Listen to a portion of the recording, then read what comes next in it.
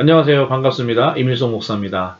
오늘은 지난 시간에 이어서 디모데후서 2장을 살펴보도록 하겠습니다. 지난 시간 디모데후서 1장을 보면서 이 디모데후서는 사도 바울이 디모데에게 보낸 편지라는 것을 우리가 다 같이 배웠고, 또 특별히 디모데에게 주는 그러한 권면, 두 가지 권면에 대해서 우리가 살펴봤는데, 두 가지 권면 생각나시나요? 두 가지. 첫 번째는 복음과 함께 고난을 받으라 하는 것이었고, 두 번째가 내게 부탁한 아름다운 것을 지키라. 그래서 내게 부탁한 아름다운 것은 하나님의 말씀, 복음이라고 했습니다. 그래서 이 두 가지 권면을 중심으로 우리가 1장을 살펴봤는데, 오늘도 이제 2장을 살펴볼 때에, 이 2장에도 이 두 가지 권면이 있습니다.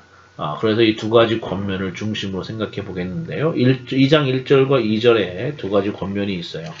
첫 번째로는 그리스도 예수 안에 있는 은혜 속에서 강하라 하는 것이고, 두 번째는 내게 들은 바를 충성된 사람들에게 부탁하라 하는 것입니다. 그래서 아주 간단하게 표현하면 강하라, 그리고 부탁하라 하는 것인데, 강할 때는 은혜 속에서 강하라는 것이고, 부탁하는 것은 내게 들은 바, 즉 사도 바울에게서 들은 바, 사도 바울에게 배운 바, 뭐겠습니까? 복음이죠. 하나님의 말씀입니다. 그래서 그것을 부탁하라, 다른 사람들에게 부탁하라, 전달하라, 가르치라 하는 말인데, 이 두 가지가 사도 바울이 이제 2장에서 디모데에게 주는 권면이라는 것을 우리가 알 수가 있습니다. 자, 그러고 보니까 1장에서 말한 복음과 함께 고난을 받으라 하는 것과 내게 부탁한 아름다운 걸 지키라 하는 이 두 가지 권면이 또 2장에서의 권면, 은혜 속에서 강하고 부탁하라 하는 이 두 권면과 내용적으로 같다는 것을 알게 됩니다. 즉 이게 무슨 말이냐면 사도 바울이 다시 한번 2장에서 또 반복하고 있는 것입니다. 같은 내용을 어떻게 또 반복하고 있는 것이죠. 그만큼 중요하다는 것입니다. 그래서 성도에게, 그리스도인에게 있어서 은혜 속에서 강하는 것, 즉 이 복음과 함께 고난을 받는 것, 복음을 위해서 살 때에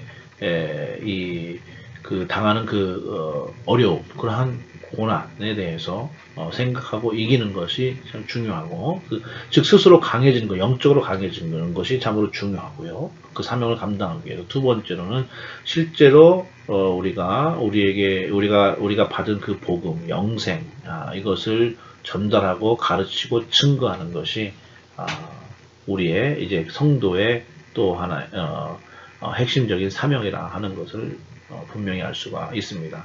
그리고 이제 3절부터 26절까지는 사도 바울이 그러면 그것을 어떻게 이제 구체적으로 실천할 것인가를 말하는 것이라고 할 수가 있습니다. 그래서 실천 방안, 두 가지 권면의 실천 방안이라고 할 수가 있습니다. 저는 이것이 참 중요하다고 생각하는데요. 왜냐하면 우리가 말씀을 통해서 어떠한 하나님의 뜻을 알고 그 말씀의 의미를 깨닫는 게 중요합니다. 그런데 그것이 머릿속에서 머물면 안 된다는 것이죠. 그것은 구체적으로 내 삶에서 실천이 되어야 됩니다. 적용이 되어야 된다고 하는 것이고, 그래서 이제 성경 공부나 설교나 뭐 이렇게 하다 보면 꼭 이런 질문을 해요. 무슨 질문을 하냐면 So what? 그렇게 합니다. 이 영어권에서 성경 공부라고 해서 So what? 그러는 거예요. 이 무슨 말이냐면 그래서 어쨌단 말이냐? 나하고 무슨 상관이냐? 이런 뜻이죠. 내가 어떻게 해야 한단 말이냐? 이러한 뜻입니다. 그래서 이것이 우리가 꼭 해야 되는 질문입니다. 말씀을 공부하면서. 이 말씀이 머릿속에 지식으로만 있으면 안 됩니다. 이 머릿속에 지식으로만 있으면 안 되고 그것이 이 체험이 되는 그러한 지식이 되어야 됩니다. 이걸 지혜라고 할 수가 있겠는데요. 근데 그것은 그 지식이 머릿속에 머물지 말고 내 삶에서 이 적용이 될 때, 실천이 될 때, 그러할 때 비로소 지혜가 되는 것이고, 그 영적 지혜가 능력을 가지고 있는 것입니다. 머릿속에 있는 지식은 아무런 능력이 없습니다. 그러나 그 지식이 내 삶에서 구체적으로 적용되어져서 영적 지혜가 될 때 거기에 능력이 있다 하는 것이죠. 그래서 삶이 중요하다. 말씀을 따른 삶에 대해서 우리가 깊이 고민할 필요가 있고, 또 그렇게 살 필요가 있다는 것입니다. 그래서 3절로 26절까지 그러한 내용들인데 간단하게 살펴보면 두 가지 비유가 나오는데 첫 번째 비유는 이 그리스도인을 군사 그리고 경계하는 자 농부로 비유한 내용이 있습니다. 여기서 강조하는 것들 몇 가지 포인트가 있는데 먼저 군사에서는 고난이 이제 포인트가 되겠고요. 또 하나는 이제 고난과 연관되어서 자기 생활에 얽매이지 않는다. 그래서 삶의 프라이어리티가 우선권이 자기에게 있는 것이 아니고 자기가 맡은 사명, 군인으로서의 사명이 있다 하는 것. 이것이 이제 포인트고요. 그 이유가 나와 있습니다. 왜 그러면 그렇게 고난도 받고 자기 생활도 보다 먼저 이러한 자기 사명을 더 중요하게 생각하느냐, 우선권을 두느냐 하는 그 이유는 그 군인의 목적은 자기를 모집한 자를 기쁘게 하기 위해서라고 이렇게 말을 하고 있습니다. 우리가 성도로서의 우리의 모습을 생각해 보면서 한번 이 말씀을 생각해 보면 이해가 될 거라 생각이 들고요. 경계하는 자에 대해서는 어떠한 포인트가 있는가? 법대로 경계해야 된다. 이것은 말씀대로 내 생각대로 하면 안 된다는 거예요. 내 마음대로 달리면 안 된다는 것입니다. 룰을 지키면서 즉 이 룰을 만드는 사람은 누굽니까? 바로 경기를 주관하는 사람, 경기를 만드는 사람이죠. 하나님이죠. 하나님. 우리 인생에 있어서는 하나님께서 이 세상을 창조하시고 만드시고 이 세상에 룰을 만드셨어요. 그래서 하나님의 말씀을 따라서 살아야 된다 하는 것이고 여기에서 또 하나 강조가 되고 있는 포인트가 되고 있는 것은 면류관입니다. 면류관. 법대로 경기하지 않으면 면류관을 얻지 못한다. 반대로 말하면 법대로 경기하면 면류관을 얻는다는 것입니다. 그래서 성도에게 의무만 있는 것이 아니에요. 하나님 말씀대로 살아야 될 의무만 있는 것이 아니라 물론 우리가 기쁨으로 하지만 구원의 은혜로 감당하는 것이지만 그러나 그렇게 살아갈 때에 면류관이 있다는 것이죠. 이 면류관의 그 내용은 수고하는 농부에게서 더 적극적으로 나타나는데 수고하는 농부가 곡식을 먼저 받는다. 곡식이 뭡니까? 농부에게서는 면류관이죠. 보상, 리워드입니다. 그래서 성도의 삶, 이 성도의 삶에 면류관과 보상이 있다라는 것, 하늘의 상급이 있다라는 것은 우리가 성경을 통해 오늘 말씀뿐만 아니라 또 다른 성경을 통해서도 분명히 확인할 수가 있습니다. 그래서 저는 이 상급에 대해서 너무 이렇게 부정적으로 생각하는 것은 옳지 않다고 생각을 합니다. 물론 우리가 상급만을 바라고 상급을 먼저 바란다면 물론 이제 그것이 기복주의로 연결이 되기 때문에 우리가 주의를 해야 되겠습니다만은 그러나 또 그렇다고 극단적으로 상급이 필요 없다라든지 이렇게 말하는 것도 우리가 조금은 조심스러워야 되지 않나 하는 것이고 또 한 가지 이렇게 하늘의 상급을 말하고 하나님께서 이러한 이 면류관에 대해서 이렇게 말씀을 하시는 것 이것은 이제 그 뒤에 보면은 8절로부터 13절까지 보면 사도 바울은 자기가 이렇게 고난받고 또 이렇게 또 이러한 모든 수고를 하는 그 이유 중에 하나가 바로 면류관이라는 것을 말하고 있어요. 상급이 있기 때문에 물론 그가 받은 구원의 은혜 그 사명을 인해서 감당하지만 그러나 그러한 모든 고난을 감당하는 또 한편의 면에 있어서는 내가 하나님이 주시는 면류관, 하늘나라의 상급, 하나님께 주시는 보상, 하나님의 칭찬, 하나님께서 기뻐하시는 그것 이러한 것들을 생각하면서 그것이 구체적으로 이 사도 바울에게 그 사명을 구체화시켜 주는 것입니다. 그런 것들이 그리고 우리 인간은 어쩔 수 없는 연약한 인간입니다. 유한한 인간이에요. 그래서 그러한 부분들이 분명히 도움이 되는 것입니다. 그렇기 때문에 이러한 우리 그리스도인에 있어 상급이라는 것은 하나님 주시는 상급, 면류관, 하늘의 면류관이라는 것은 우리가 더 실제적이고 구체적이고 또 꾸준히 우리가 이 신앙의 삶을 살 수 있도록 하는 그러한 동기가 된다, 원인이 된다 하기 때문에 이것을 잘 이해하고 정확히 이해하는 것이 굉장히 중요하다 하는 것을 말씀을 드리고요. 이 사도 바울이 이제 또 14절부터 26절까지는 구체적인 삶에 대해서 그래서 말하고 있어요.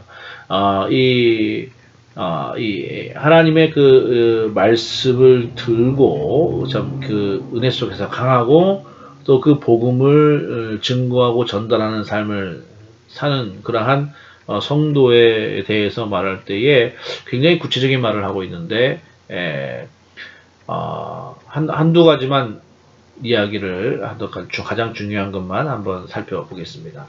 전체적으로 14절에서 26절에서 사도 바울이 여러 가지를 하지 말고 또 여러 가지를 하라 이렇게 말하고 있는데 하지 말라는 것 중에 가장 중요한 것은 바로 말과 관련되어 있습니다. 굉장히 이 말과 관련된 표현이 벌써 서너 번이 나옵니다. 이 말다툼 하지 말라는 것이 14절에 나오고 또 16절에도 망령되고 헛된 말을 버리라 하는 말도 나오고 17절 저희 말은 독한 창질에 썩어진 것 같다. 이 독한 창질에 썩어질 독한 창질은 괴질이라고도 하고 부패하는 것이 부패하는 것. 그런데 그것이 막 번져가는 거예요. 그 부패하는 것이 막 번져가는 것입니다. 그래서 이러한 말이 그렇다는 것이고 잘못된 말을 말하는 것이죠. 다툼의 말을 말하는 것이죠. 그리고 23절에도 보면 어리석고 무식한 변론을 벌이라 그랬습니다. 그래서 이 말다툼, 변론, 이러한 것들, 특별히 믿음이 없고 은혜가 없는 그러한 말, 표현, 이러한 것들에 대해 상당히 경계하고 있는 것을 우리가 볼 수가 있습니다. 그것은 그 자신도 망칠 뿐만 아니라 그걸 듣는 사람도 망하게 하는 것이라고 말하고 있고 16절에 보면은 경건치 아니하며 점점 나아간다 그랬습니다. 우리의 말이 경건하지 아니하며 우리의 삶도 경건하지 않게 된다는 것을 말하고 있어요. 그래서 우리 그리스도인은 언제나 하나님 앞에서 우리의 말하는 것, 단어, 표현 이러한 부분들을 우리가 항상 하나님 앞에서 은혜롭고 또 성결하고 또 이 덕이 되는 그러한 말을 할 수가 있어야 되겠고 또 한 가지 알 것은 우리가 이제 이 믿음의 변론 믿음의 변론이 필요합니다만은 그러나 믿음의 변론이 사람을 바꾸는 것은 바꾸기가 쉽지 않다 하는 것을 우리가 알고 너무 변론에만 의지해서는 안 된다는 것을 한번 생각해 봅니다. 그리고 한 가지 또 이제 사도 바울이 강조하는 것은 그 삶에 있어서 경건해야 된다는 거예요. 경건해야 된다. 그 그릇의 비유를 우리가 보게 되는데요. 이 그릇의 비유의 핵심은 깨끗해야 쓰임 받는다는 것입니다. 그래서 깨끗하라, 정결, 청결, 뭐 거룩, 여러 가지 표현을 쓸 수 있지만 하여튼 깨끗해야 된다는 것입니다. 이 마음만 깨끗할 수는 없죠, 사람이. 마음이 깨끗하면 그 삶도 깨끗해지는 것이고 마음이 더러우면 그 삶도 더러워지는 것입니다. 그래서 우리가 이 깨끗한 마음, 깨끗한 삶을 위해서 그것을 우리가 바라보면서 그것을 위해서 구체적으로 노력해야 된다는 것이 분명하게 이제 사도 바울이 말하고 있는 것이죠. 그리고 이제 여러 가지 뭐 온유라든지 여러 가지 이러한 이 말들을 하고 충고를 하고 있는데 마지막으로 강조하고 싶은 것은 이겁니다. 사도 바울이 이러한 삶의 구체적인 면들을 권면하고 있는 것을 우리가 봅니다. 왜 그럴까요? 왜냐하면 믿음이 삶과 떨어져서 삶과 분리되어서 있을 수가 없기 때문에 그러한 것입니다. 우리가 이러한 삶, 거룩에 대해서, 청결에 대해서, 성결에 대해서 이야기를 하면, 이 성화에 대해서 이야기하면 많은 분들이 자신 없어 합니다. 왜? 그렇게 살지 않고 있고, 그렇게 살 자신도 없기 때문에, 이 은혜 받고 해보지만 실패한 것, 이 작심삼일인 경우도 많고, 또 실패한 건 많고, 이 실패했던 문제 또 실패하고, 회개하고 또 실패하고, 이러한 경험들이 다 있기 때문에, 이럴 바에는 내가 참 외식하는 것 같고 하니까 그냥 생각하지 않고 사는 게 더 마음이 편하겠다. 혹시 그렇게 생각하시는 분들이 계시지 않나 하는 것을 그러한 생각을 해보게 되는데요. 그러나 그럼에도 불구하고 우리는 계속해서 이 거룩함에 대해서 이야기해야 되고 정결하고 성결한 삶에 대해서 이야기해야 됩니다. 그리고 그러한 삶을 그러한 삶을 살기 위해서 내가 구체적으로 실제적으로 도전을 해야 된다 하는 거죠. 물론 실패할 가능성이 높습니다. 넘어질 가능성이 높습니다. 그렇지만 포기해서는 안 된다. 넘어질 수는 있지만 포기해서는 안 된다는 거예요.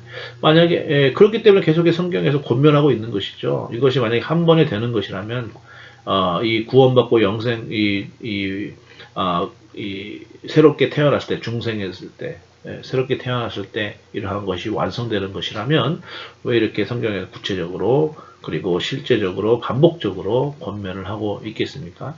그것이 쉽지 않기 때문입니다.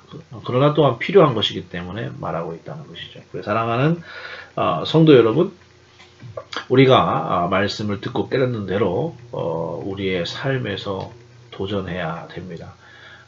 도전하는 그 삶이 때로는 고난과 고통이 있을 수 있고요. 또 만만치 않죠. 또 우리 연약함 때문에 넘어지는 경우가 많습니다. 그러나 성경에서는 다시 일어나 달리라고 계속해서 우리에게 말하고 포기하지 말라고 권면하고 있습니다. 계속적으로 권면하고 있습니다. 그렇게 살고자 할 때에 비로소 말씀의 뜻이 우리 가운데에서 그 본질적인 의미, 참된 의미를 더 깨닫게 하는 것, 그러한 이 모습이 나타나기 때문이죠. 그러한 유익이 있기 때문에 그렇습니다. 많은 믿음의 선배들이 그러했습니다. 부족하지만 하나님 앞에서 나아갈 때에 그들이 비로소 더 하나님의 실패를 통해서 어떻게 보면 더 하나님의 말씀의 뜻을 깨닫게 되어지고 신앙을 참된 그러한 모습을 보게 되는 은혜를 누린 것을 봅니다. 그리고 그러한 것이 겸손한 것이죠. 오히려 그것이 겸손한 것입니다. 그렇지 않, 내가 뭐 어차피 또 실패하는데 외식하는 바에는 안 하는 게 낫지. 이건 어떻게 보면은 교만한 거예요. 하나님께서 계속해서 하라고 했는데 내가 스스로 생각해서 교만이 뭡니까? 내가 스스로 내가 알아서 내 생각대로 하는 거 아닙니까? 나는 부족하지만 나는 여전히 겉과 속이 다른 것 같아 괴롭지만 그러나 또 하나님께 하라고 하셨으니까 말씀을 따라서 내가 계속해 도전해 보겠다 하는 것이 나를 죽이고 하나님의 말씀을 따르는 것이 그것이 겸손이라고 생각합니다. 사랑하는 성도 여러분, 하나님께서 우리에게 영생을 주시고 그 삶을 이 땅 가운데 살도록 우리에게 말씀하셨습니다. 그 말씀에 순종하는 것이 우리의 본분이라고 생각이 되고 또 감사하게 하나님께서는 그러한 우리를 위하여서 면류관을 예비해 놓으셨습니다. 그 면류관을 바라보며 소망으로 삼고 사도 바울의 권면을 잘 생각하고 또 적용하여서 그러한 믿음의 본질적인 삶, 또 성도의 삶, 하나님 자녀의 그러한 삶을 살면서 그 가운데 있는 기쁨을 또 면류관을 누리는 그러한 은혜가 있는 우리 모든 성도님 되시기를 주님의 이름으로 축원합니다. 감사합니다.